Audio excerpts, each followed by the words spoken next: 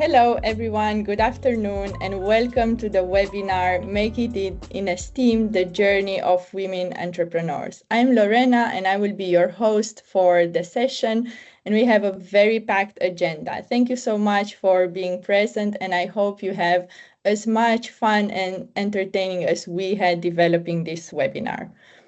If we would look at the agenda, we have a small introduction by our coordinator from the European Commission of the project, Dana Morel, and then we will just briefly let you know about the project, just what the project is doing, and in a few words, the activities we are having.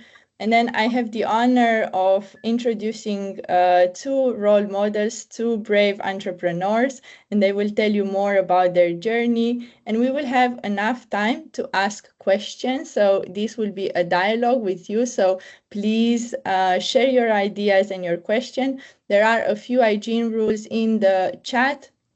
You will see how this works, but I will explain it a bit more later. And then we will have also some time for the closing words. Thank you so much, and I will give now the floor to Dana. Thank you and welcome. I'm really happy to be here today. This is our first session on role models. Just to tell you that indeed this is a project that we have initiated at the European Commission to showcase these beautiful role models that we have in ESTEAM. So I hope by now you're familiar with what ESTEAM is. So basically becoming entrepreneur in the scientific, technical areas where we do not have enough girls and women that are entrepreneurs. So we have found a few and we have some today. And I hope you'll get to learn from these ladies that made it out there, and that show us that it is possible indeed to be a girl, to dream high, and to become a successful entrepreneur. So I invite you to be open to the learning, to continue the learning afterwards, to ask questions, maybe ask about what inspired them and what's challenging, how they made it. And also maybe ask them, what did they do in those moments when they had doubts and when they say, oh, I'm going to quit, this is too difficult? Because we all have these doubts that come to our minds, when we do something, it's difficult. But how do we continue? So we put this project together because we want you to continue. We want to have more girls and women becoming entrepreneurs because you can all do it. So this is the essence of this project. I hope that this is the first session, and if it's successful, if you show us that, wow, you really learned from this, then we will continue. So please support us to do this work, and please support these ladies who put a lot of effort into this. Good luck to everyone, and thank you for making this happen. Thank you, Dana. Thank you so much for this inspiring message. I will just continue a bit with a brief presentation of the project. You already, of course, explain about it, but I would like to briefly present the objective. So really boosting women entrepreneurship in Europe and around by addressing two main barriers, the lack of data on women entrepreneurs and the low number of entrepreneur role models to inspire women and girls. And as what you were saying, Dana, really to find out what's hampering or what's blocking new women to enter the market and to start their own company. So throughout the project, in the next 2 years, we will actually have quite a lot of activities focusing on role models and campaigning on what women can do with their own companies. And of course, the most important thing, a report and collection of data on women entrepreneurs in Europe. And of course, we would like to meet you all, not only the role models and the women entrepreneurs, but this wonderful community that we are hoping to build in a conference next year. And now I think the moment that you've all waited, I would like to give the floor to the first speaker. Just a few words about Joanna. Joanna is the co-founder of the Hamburg-based bio company called Traceless. She complements the female founding team with her expertise in business and strategy development. Joanna was awarded the German Startup Award, Female Newcomer of the Year 2022, and formed part of the Young Digital Economy Advisory Board, which advises the Federal Ministry of Economics and Climate Protection. A very impressive CV, Joanna, but most importantly, your story. I'm deeply impressed. So I think it's time to share with our audience and our participants your journey. Please go ahead. Thank you so much for being here.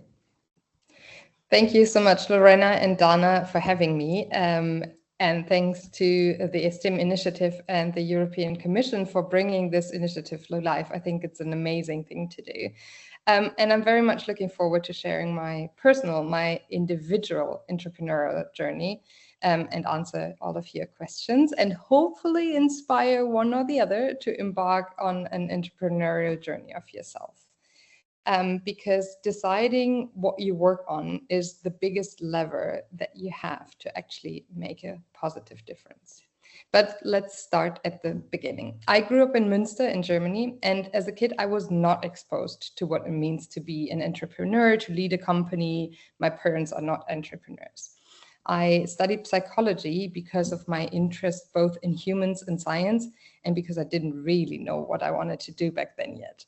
I ended up working for a strategy consultancy in Spain, for which I grew the German business and the German team. So I gained some expertise there, some experience in strategic decision-making, in transformation, in business development, and also how to scale and lead both my own team that grew from 3 to 16 people in the 8 years that I worked with them, but also how to scale that entire, I would say, consultancy startup that grew up to 100 employees worldwide in the time that I was with them. Please go to the next slide. But then I thought a new challenge and a new learning expertise and embarked on the journey of doing the global MBA at IE Business School. And if you click one more, IE is very much focused on innovation, on disruption, and on entrepreneurship. And actually, instead of writing a master thesis in the end, we had to develop a full business idea and pitch it in front of investors. And of course, among the students, the question was always, next slide, please, who dares to actually do it? Who actually will found a company themselves? And I said, I could see myself doing it. I just don't have the idea that I'm so convinced that it needs to go on the market, that it would bring me through the what I thought back then would truly sometimes also be tough times. So I started, thank you, to better understand my own motivations and strengths, but also where my experience and expertise could best come in a startup environment. I worked with a coach, I interviewed founders and employees of startups and managing directors, and started mentoring and coaching in startup accelerators to better understand where I could come in.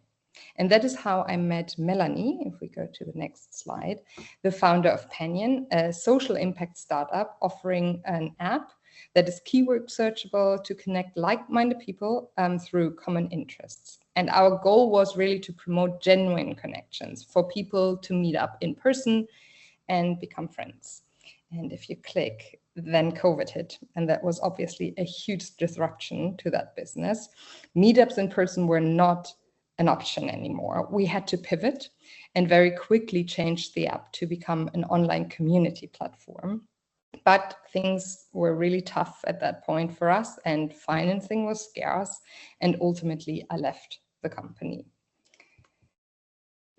But if we go on, as a mentor at Project Together, a German incubator program that proclaimed back then the Act on Plastic Challenge, I met my then co-founder, Anne.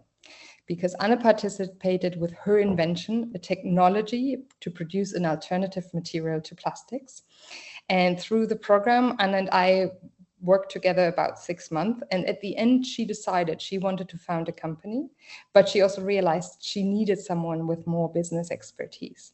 And when she asked me, it was basically not a question anymore. So in 2020, if we go one on, Anna and I finally founded Traceless Materials, a circular bioeconomy startup that offers and produces a natural alternative to plastics and bioplastics that helps solve the global plastic pollution and build a net zero green circular biochemical industry. Because with Traceless, if we go to the next slide, we produce, based on agricultural residues, a novel material that is 100% plastic-free, based on natural resources, and can be further processed like conventional plastics, but is 100% biodegradable. So as you can see here, when it ends up in the environment, it completely composts there without leaving a trace, traceless.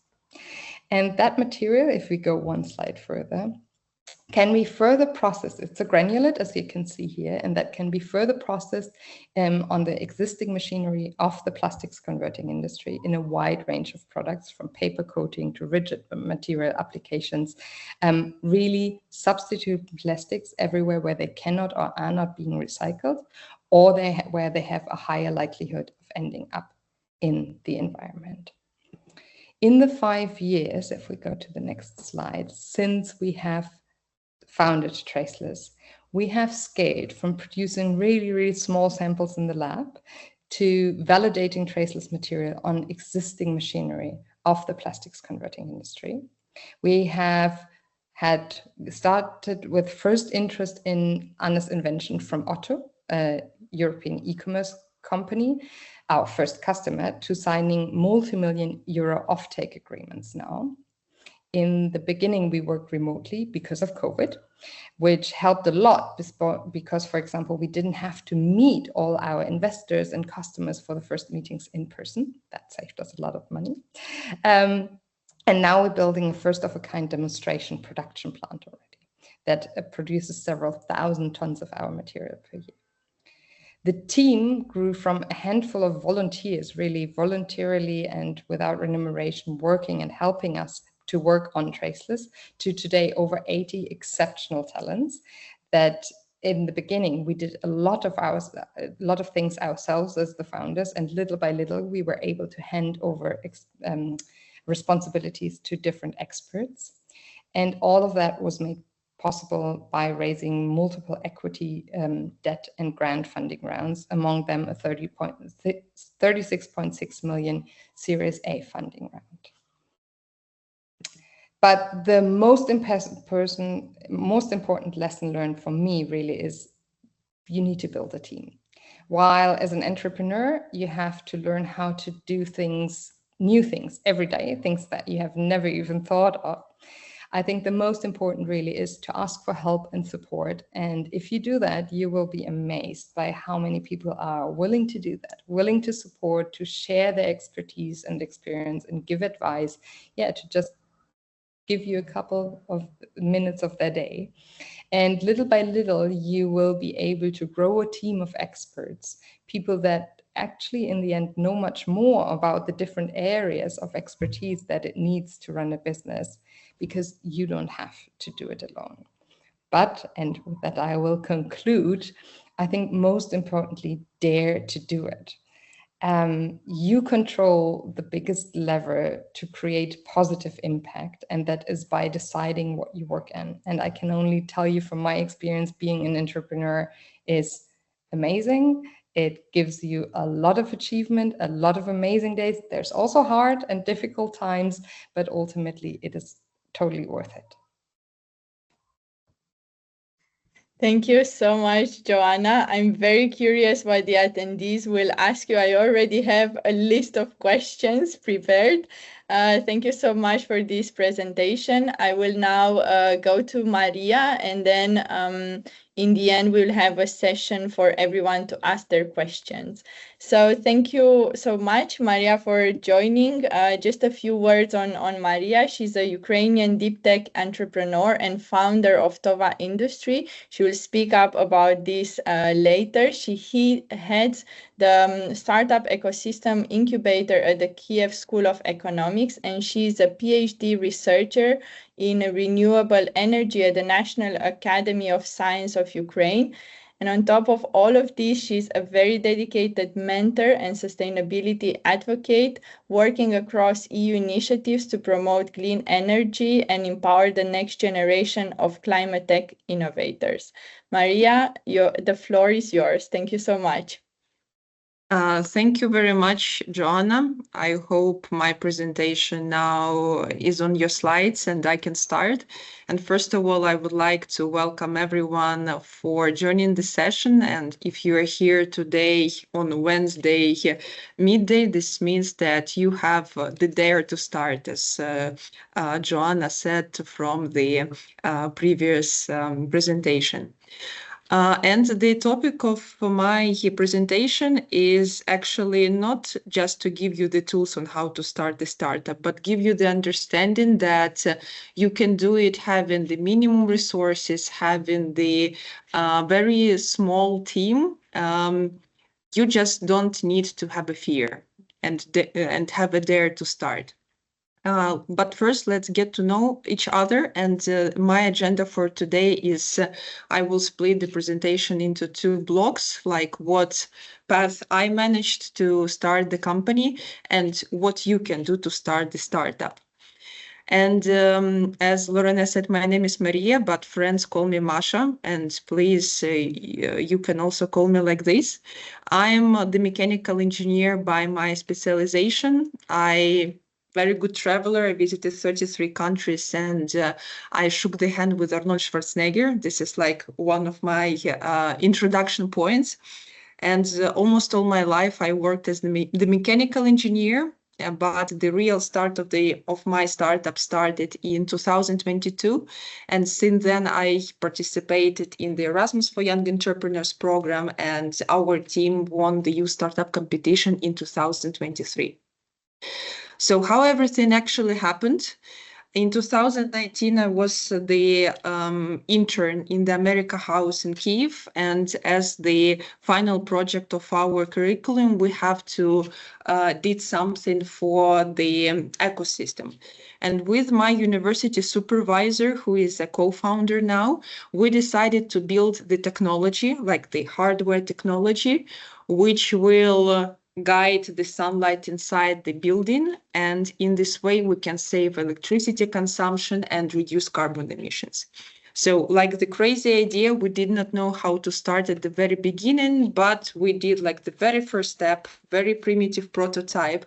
We 3D printed the covering, the casing which holds polymer optical cable. And with this very primitive installation, we proved that we can actually guide the sunlight on the quite a long distances. That was the first working principle in the end of 2022. And since then, like the project was introduced to the America House, but no more activities have been implemented because I moved to Spain to do my master's thesis. But also 1 year later, at the end of 2021, we participated in the Green for Europe hackathon and won the first prize, 3,000 euros, which gave us the possibility really to start thinking about the development of the company.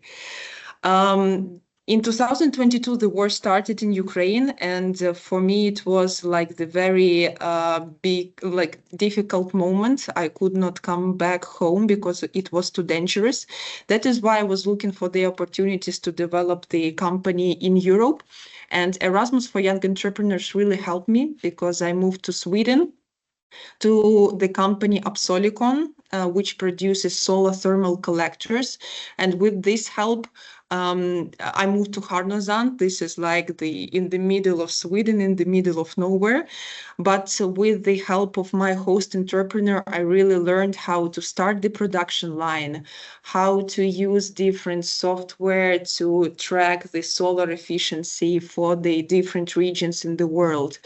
We also, with the engineering group, we planned how to install the solar thermal installations in the factory in Greece, the factory which produces beer, and this belongs to the Carlsberg factory.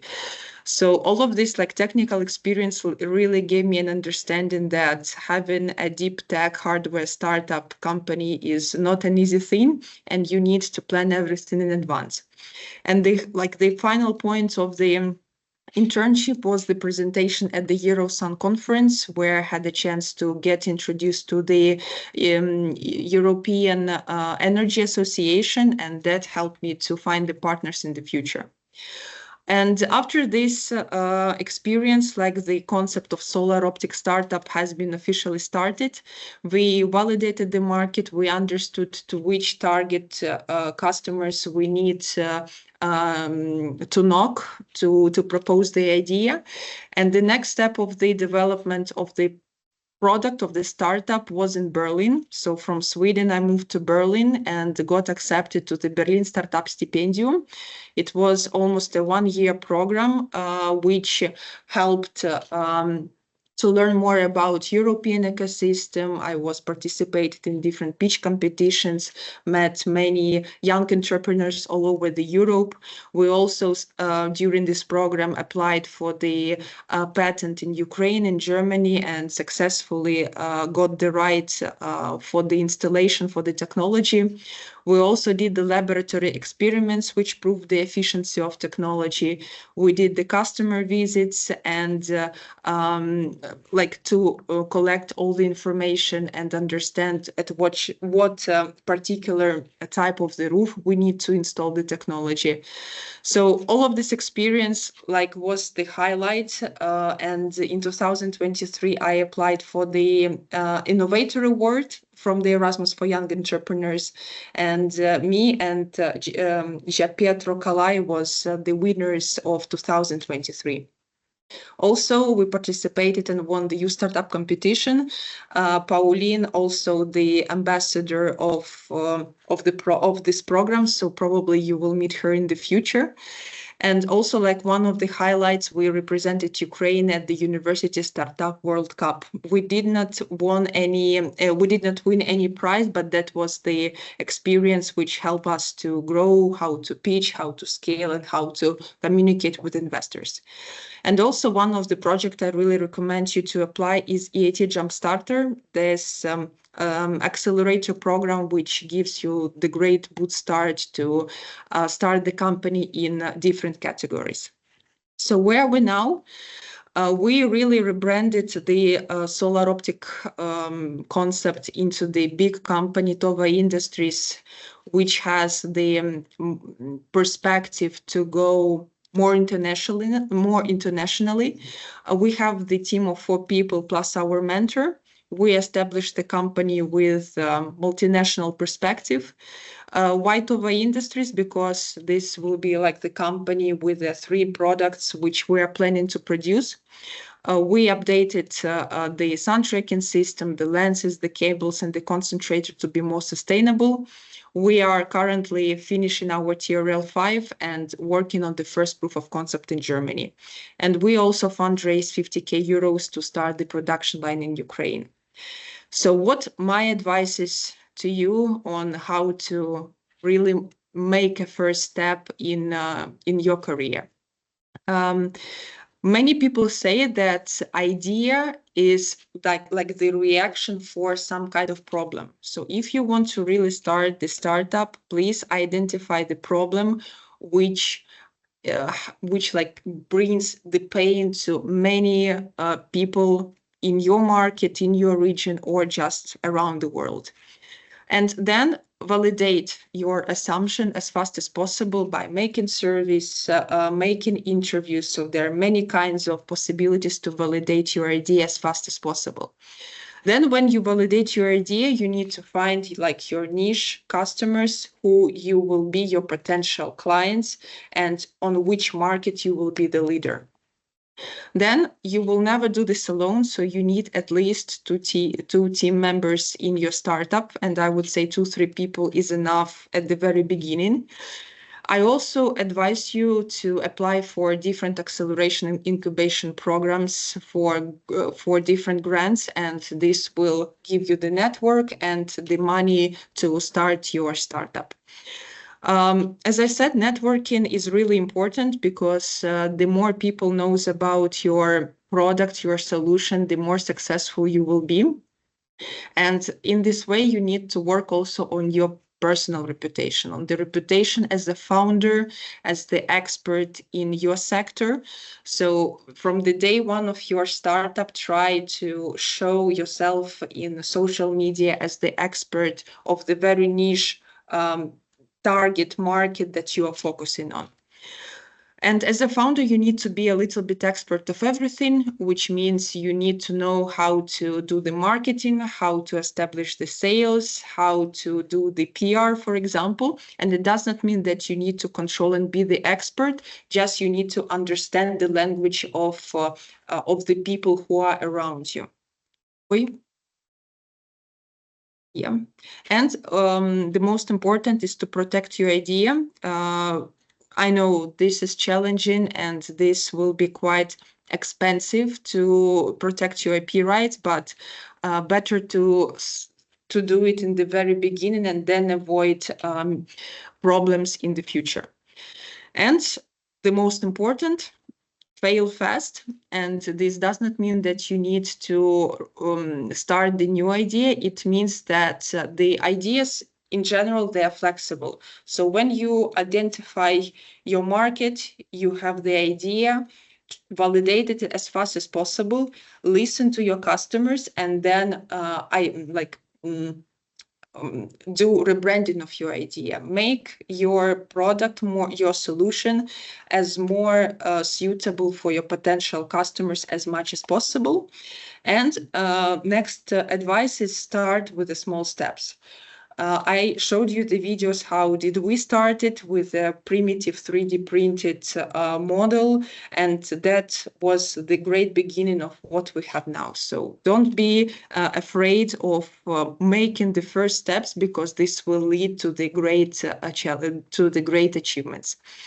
Where to start? There are actually great incubators, accelerators around Europe, Techstars almost in every country located, EAT, great acceleration program. If you have now 3, 4, 5 months to travel, please apply for the Erasmus for Young Entrepreneurs and learn from the professionals of their sector. Then you have American Y Combinator, the best accelerator in the world, and they also have like the talks with entrepreneurs, online programs and accelerators.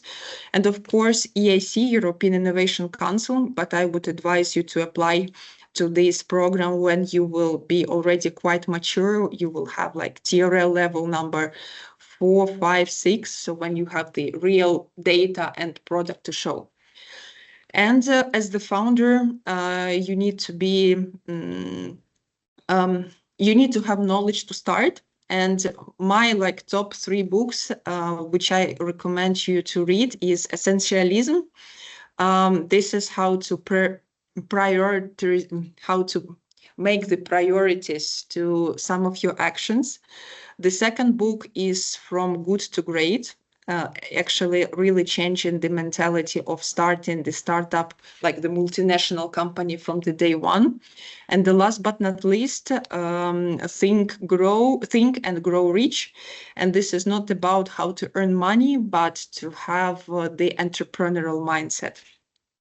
And my favorite phrase of all the time was said by Steve Jobs: if you want to take a new path, you must pave it yourself. And that's really changed my mind after I heard this phrase, because entrepreneurship is not like the it is not written in the book. You will have your own path, your story, your problems which you will overcome. So just the most important is always to follow your dream and to be guided through the path that you are targeting to. So thank you very much for your attention. I hope it was useful. And here's my LinkedIn profile. You can scan the QR code. And in case of any questions, please don't hesitate to contact me. Thank you. Thank you so much. as a book lover, I really love the recommendations. I took notes for the books. So thank you so much for your advice, but also sharing your journey. I would like to also invite Joanna on stage now. And I think with this, we can already open the Q&A session. So let me just refresh your mind. How is it going to work? So for the attendees watching this, you can ask a question in the Q&A section. You have it on top, on the top bar there. So you can write your questions. I already see one in. And then if you would like to ask your questions live now, we have the opportunity for you to do that. So you just need to raise your hand, and then one of my colleagues will bring you on stage, and then you will have to unmute yourself and put your camera on, and you can ask a question and be part of the conversation. So maybe I start with a question from Svetlana. So she thanks you, Joanna and Masha. So how is your experience regarding funding as female entrepreneurs in technical fields? Who would like to start?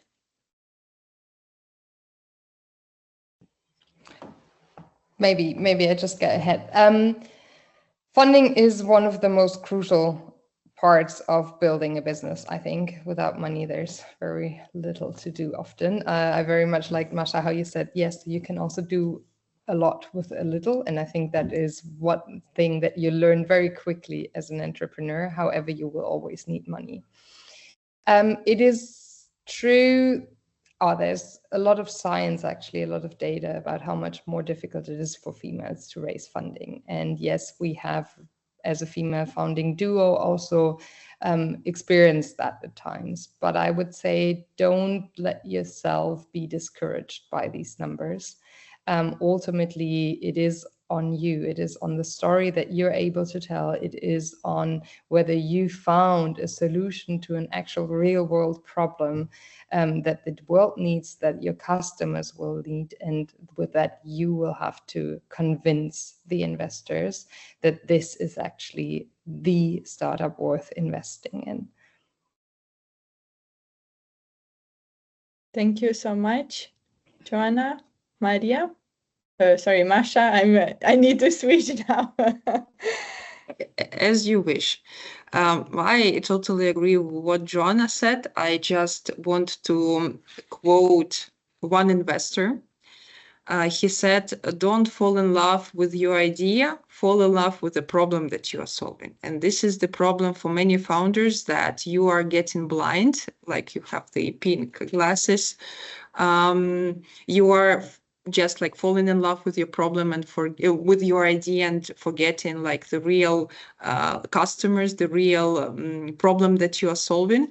So that would be like my continuation of Joanna's word. Be focused on the problem rather than to your idea.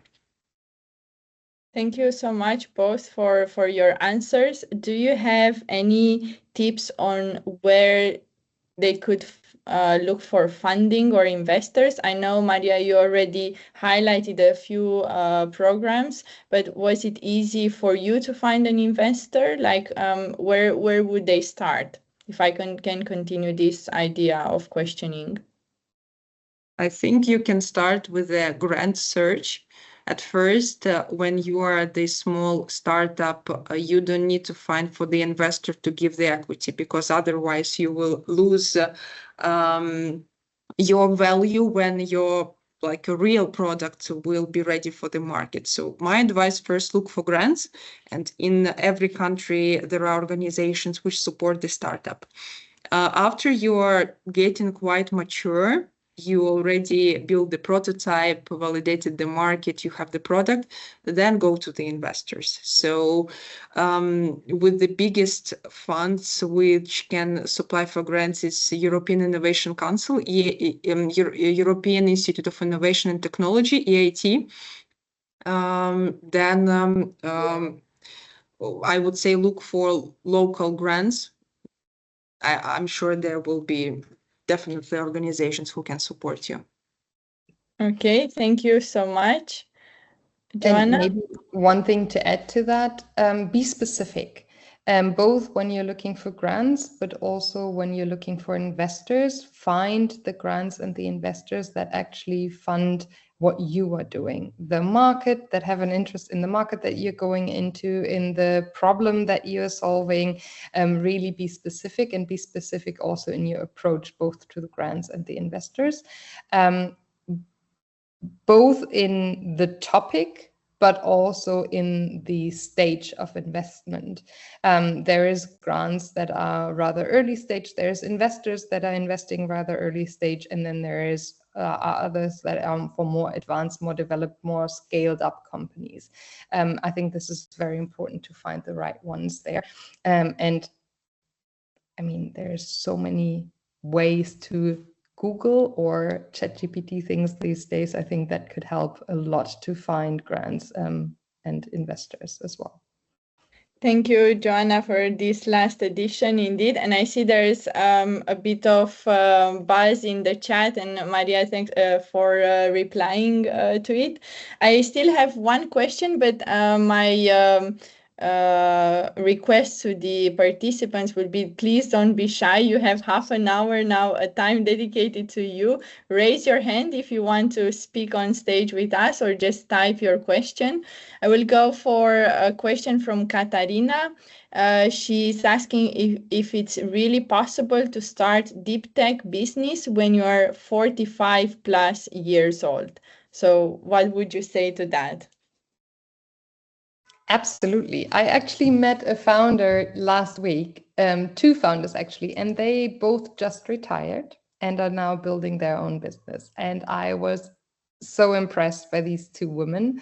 I don't think that there is an age to become an entrepreneur. It much more has to do with your conviction, with your motivation, and no matter how old you are, if you have those, you will be successful. There is a saying, so entrepreneurship and love does not feel the age. So just get started, be brave, just dare to do, and actually it will give you the priority in front of the younger founders, because you are more mature, you learned, like you saw, you have like the bigger background of your professional career before, and this will be the plus when you will speak with the investors. You will bring more confidence. So no problem, especially deep tech. Now this is a trend, believe me. Thank you. And I would add that we always says, 30s are the new 20s, 50s are the new 40s. So I would also encourage Katarina, for sure, there's no age limit to start your own company. I don't see any other activity, so I will go to one of the questions that I had for you, where before you start, what is the piece of advice you wish you would have had from somebody? And I know you already detailed quite a lot in your presentation, but what would be one thing that you wish somebody would have told you before you start this incredible journey? I would say that be ready for the sleepless nights, because entrepreneurship is quite a difficult job. You will feel like this is your child, and you will dedicate as much time as possible to develop your product. So before starting the company, have enough sleep. I think that's a very good one. Though I would also say it's a marathon, not a sprint. So pre-sleeping doesn't necessarily help for 5 years. So find a healthy routine throughout the journey as well.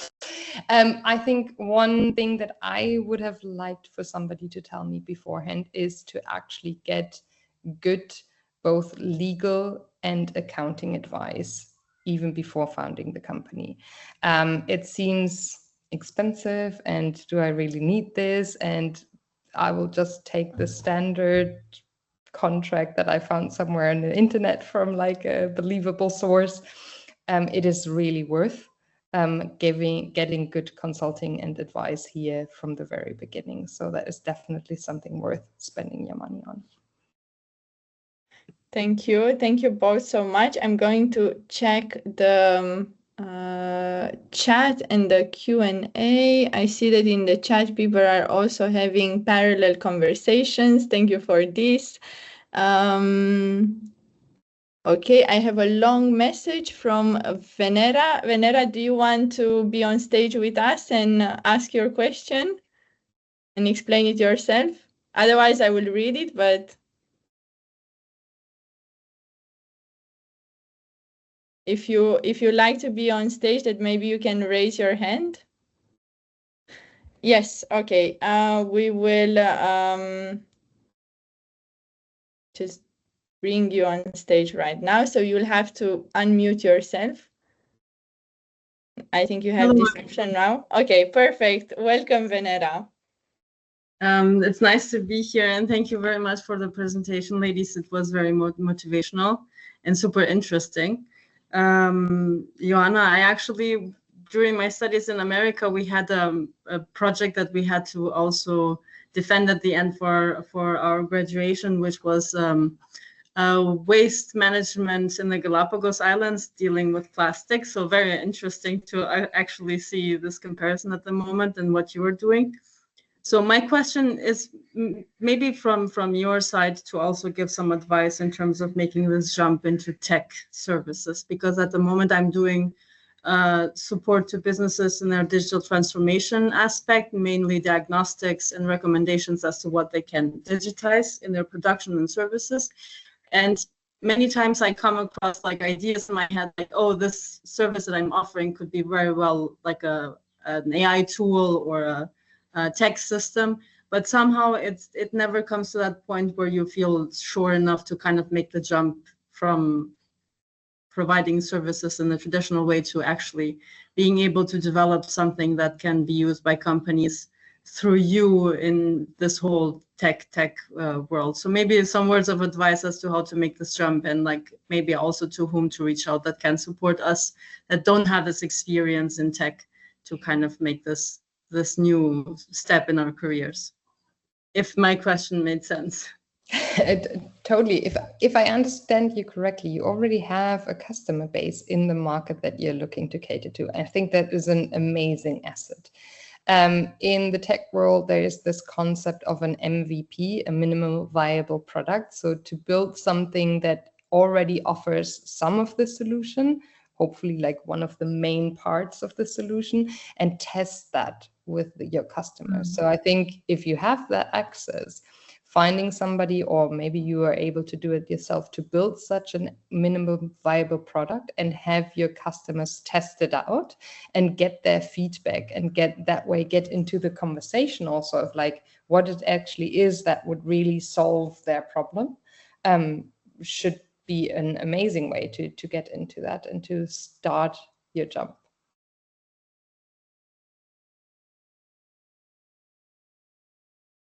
Great, thank you so much, Joanna. Thank you, Joanna. Okay, thank you so much, Venera. And then we'll go to some other questions. Let's see if there's somebody else that wrote anything. No, not yet. And in the chat, we don't have any other question. Then I will take the luxury. I mean, I'm in this luxurious position where I can ask another question, and then I have very specific questions. I would say maybe on the sector. How did you decide to enter, well, Joanna in the bioeconomy and Maria on the climate tech?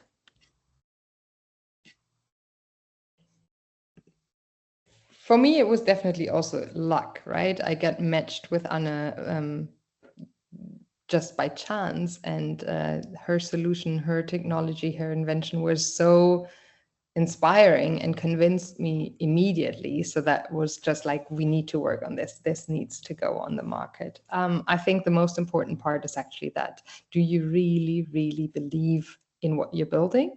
And do you really believe that this needs to be on the market? Because there's going to be tough times, and there's going to be short nights, as Masha said. And only if you're really convinced of what you're working for, I think you will be able to go through it. So I think that's more important even than what market or what industry you're going into. In my case, I just followed my dream from my childhood. I always wanted to be an inventor. And I was thinking that mechanical engineering will be the best fit for me, and then I can find my perfect job. And then when the sustainability became very popular and the countries was writing their plans for 20, 30, 40 more years, I saw in this the opportunity to do the innovation. And that was the mind-changing part when I realized I would like to be in energy sector. So be with your open eyes and listen to what economy is telling you, and then you will find the perfect market fit. Thank you so much. I guess it's also a bit of a hidden message here or objective in this question. If you need to follow your heart to go into business with something that you're deeply in love with, your passion, your hobby, or sometimes just circumstances, or as you were saying, Marsha, the economy, finding the fit in the market, and then create the team, bring the team together. Another question that pops to my mind is related to the team, because most of you, both of you really mentioned the importance of having a good team next to you. How do you find these people? How do you find the partners? I mean, we were really lucky, and especially Anna in the beginning just reached out to everybody she knew and just talked about her idea. And eventually people were like, oh, convinced by it, and I want to be part of this. Let's see where it goes. And then eventually when you have a little bit of financing, you're able to hire the first people. And yeah, this is one of the things that you will learn as an entrepreneur, how to actually do all the human resources tasks, right? That also is part of having a business. And I think that's actually also important to be aware of. Yes, you will work a lot on your idea, and that is the most important, but there's also a lot of, I don't want to call them administrative things, because I think they are just as important to really build the culture, but also the processes, the frameworks of how a business can strive and hopefully ultimately grow. And there's also another follow-up question from Svetlana. I'll get to that after Masha could add something to this one. Yes, I just see it, yes. My advice on how to find the core team is to search within your friends and family circle, because those people should be the people who you can rely on and trust. Believe me, in the beginning, you will have so many obstacles, so many sleepless nights and stressful situations. So next to you should be the person who you can trust, who you can share the secrets. Let's call it like this. And who will be like next to you to support you. So with my case, it was the university supervisor, and now we are the team of 4 people, which are also like the surrounding from my university times. Look within your network. That would be the best advice. Thank you both. Indeed, there is a new question in the chat from Svetlana, and I think it links more to legal and accounting aspects. If you can elaborate more, perhaps on the pitfalls or best practices that you had while setting up your own companies. Yeah, I think this is very country specific, because ultimately it depends a lot on the legal environment where you are founding the company. But for example, for us in Germany, or maybe also in other parts of the world, it makes a difference whether you hold your shares, for example, yourself, or whether they are brought in into the company via a vehicle, like via another holding company. And that might at the beginning sound like something like very abstract and why do I need to think about this right now? But if, and we all hope that, right, you're successful and ultimately these shares will be worth quite some money, that makes a huge difference financially. And those are things, same with like the way contracts are set up and the rights that you do or do not have within the company. Also towards your co-founders, I absolutely agree with you, Masha. You should find the people that you can trust, and that's super important. But also talk about the things, talk about how you share the equity in the company, how you take decisions, who actually is able to take decisions and what decisions within the company. It's always better to do that before things get difficult or rough. Thank you so much. Masha, do you have any tips from your side on the legal and accounting issues? Yes, I would say that with Joanna, we are located in two different European regions. So, and I bet that our participants also from like European part.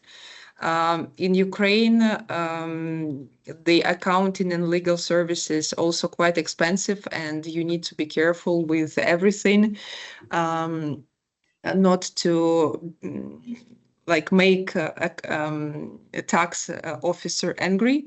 But I would say like in Ukraine, the starting the company is easy. It takes you 5 minutes. You don't need to have any big amounts of money like the capital to start. You just enter the name of your company. You will have already the registration number. You are entering the founders, and yeah, you will have a company in 5 minutes.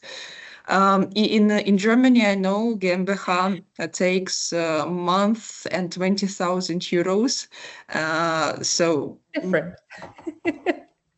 So be prepared that you will face a very big resistance while starting officially your company.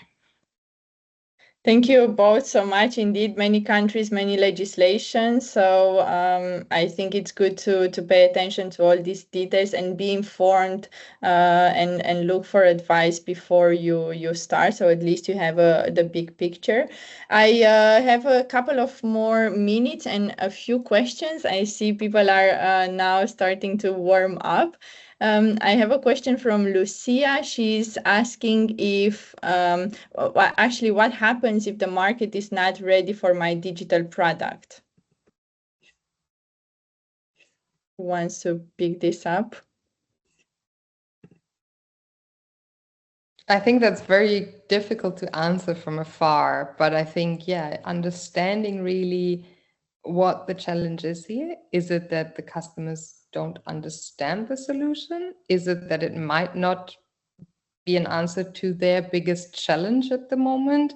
Yeah, difficult to answer, but I think it's always ask questions. Try to understand better, find out more, see where you can bring your solution together with what the customers actually are demanding and need. Same with my side. Just would like to add that it's a typical problem for the startups that they cannot find the perfect market fit at the very first time.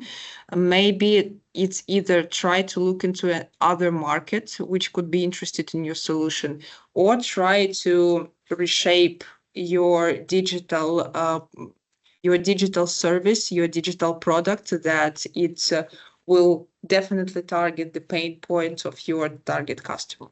It's either this or other way around. Try to find those two fit. Thank you so much. Maybe Lucia, if you want to continue this conversation, maybe just raise your hand and we can bring you on stage. Let us know. We still have a few minutes. And I will close with one question of mine. So I heard your stories and your presentation, and then also all the advice linked to start your own company. But we often hear this entrepreneurial mindset. what is, in your opinion, your own entrepreneurial mindset? How would you define that, and what makes you different from a person that's not entrepreneur? I think for me, there's two things. One is I love learning, and I think that's very important because there will be so many questions and things coming up that you never thought about thinking about beforehand. And the other one is, as I said in my presentation, dare to do it. Just have faith, try it out, and as Masha also said, find other people to do it together with. It's more fun, but I think it's also will make you more successful. I would also add two more things, a little bit different from Joanna's. So first, entrepreneurship is like more flexibility, especially in difficult times like crisis situations. You need to adapt to the circumstances which surrounds you. And that happened many times with me in Ukraine. So when we having like 12 hours of blackouts, we don't have electricity, then you need to find different solutions and making like your production and team more flexible and sustainable. So be ready for the things you cannot control, and in this way you might be flexible. And the second one is resistant to critics. On your way you will find critics from investors, maybe critics from your family and friends, and in this way, listen to them, definitely absorb this information, but don't take it personally, and just pave your path, as Steve Jobs said. Thank you both so much. This is so inspiring, and I was just looking at Lucia's answer. Thank you, Lucia. So she's okay with that. Thank you so much. Maybe one last piece of advice before we close the session, and then I will have just a few announcements to make.